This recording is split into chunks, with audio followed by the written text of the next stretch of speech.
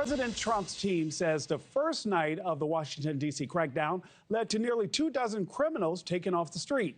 The Trump administration touting arrests for everything from gun charges to drunk driving, and even one suspected wanted for murder. And the White House now says the operation could last longer than 30 days. NewsNation's Tom Dempsey is live at the White House for us this morning. Tom, good morning. What's next for federal officers as part of this crackdown?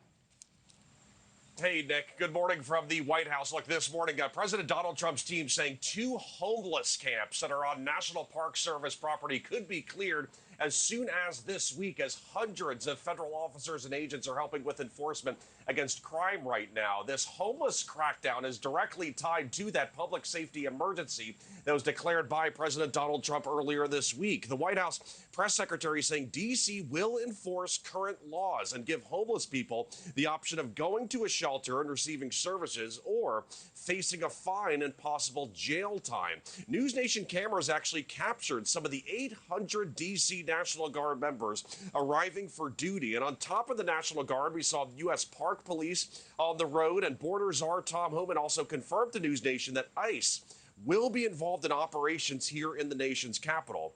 We also know D.C. Mayor Muriel Bowser met with Attorney General Pam Bondi on Tuesday, and while both described the meeting as constructive, some questions still remain about who exactly answers to who. I answer to Mayor Muriel Bowser. Let me just say this. Let us not have any controversy with that, okay? We're here to work together with our federal partners, and that's what we're going to do. We plan to work with the Metropolitan Police Department, but ultimately the chain of command is as such. The President of the United States, the Attorney General of the United States, our DEA Administrator, Terry Cole, who is now serving ahead of the Chief of the Metropolitan Police Department. On night one of this big operation, Nick, the White House press secretary saying 850 federal officers and agents were involved in the operations, which led to 23 arrests being made.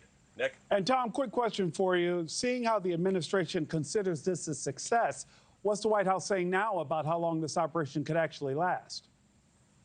Yeah, so if this operation does go beyond 30 days, it would require an act of Congress. So we'll likely see some pushback from Democrats when that time comes. But the White House press secretary is saying that the administration is leaving all options on the table. Take a listen.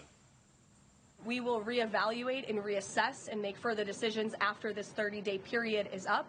But within these 30 days, our entire focus is making sure that this is the most efficient operation possible and that we are removing as many criminals from the streets and we are cleaning up D.C. as best as we can.